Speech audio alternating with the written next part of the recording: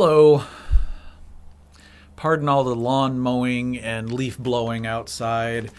It is something I would have avoided if possible, but I want to record as many things as possible today because it is Halloween and I want to launch this channel with a whole bunch of crazy things about monsters.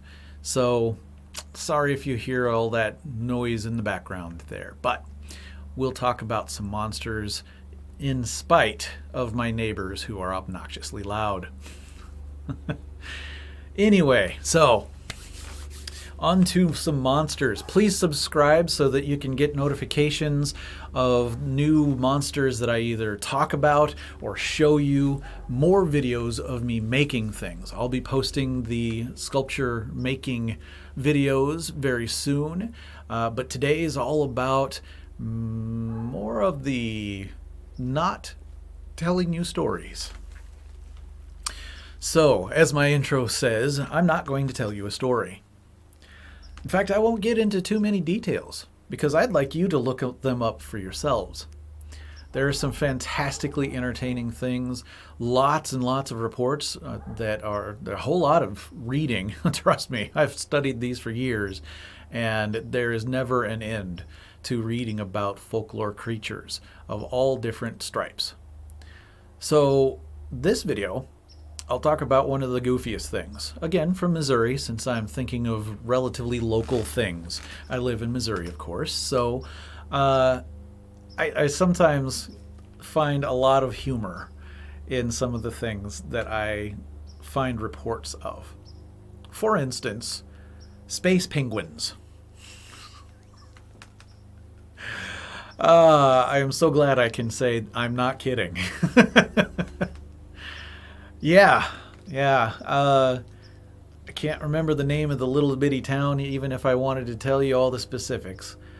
You can find it almost instantly with a Google search, of course. But just about the middle of the state, close to Columbia, you see a farmer who had one of the most unique experiences I could think of. Apparently, he found, and I'm not going to tell you the whole story, but he found a spaceship had landed on his land. And instead of being freaked out or scared or anything like that, no, he was angry that they were going to probably mess up his land, I guess. I don't know. But when he finally saw what was happening in more detail, he happened to see that these little aliens looked like penguins. Apparently, maybe large for a regular penguin, but still quite small creatures that might have been in spacesuits that happened to look more like a penguin, I guess. I don't know. Or they just looked like penguins and didn't have to have the suits. I don't know. But they were green and they looked like penguins. Apparently,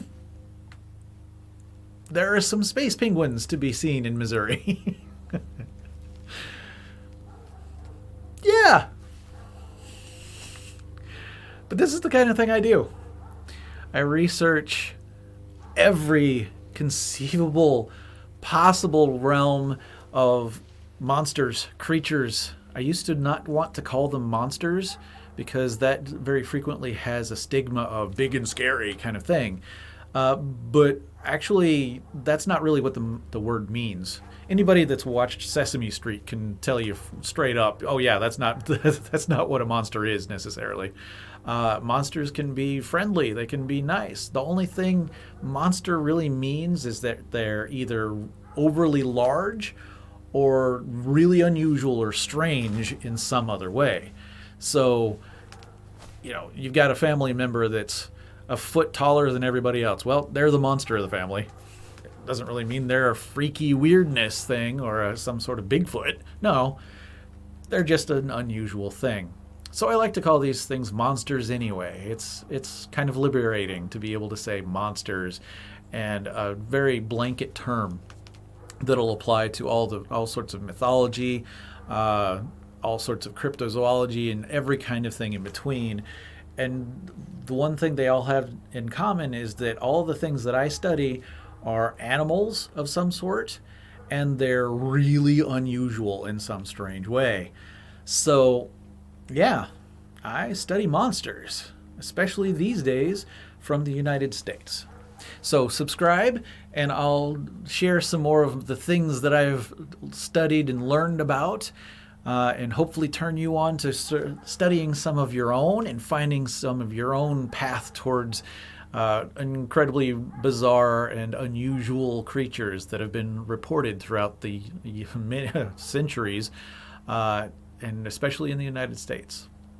But subscribe, like I say, and I'll also be sharing a heck of a lot of my sculpting videos with you very shortly as well. I've got probably 100 hours of video with me making these folklore monster sculptures. So look forward to that kind of thing, and I will be really excited to share some of the process of making as well as some of the end products when that happens. And a lot of really exciting things that are in the works from me that I'll be touting, and hopefully everybody can get in on as well. So I'll stop babbling for now and babble about something else in just a few moments. Thank you for joining me again. Hopefully you're entertained enough with my babbling that you'll keep coming back. Trust me, if you don't like one, you'll probably find something that you'll like later on. So thanks for sticking with me. I appreciate it. See you soon.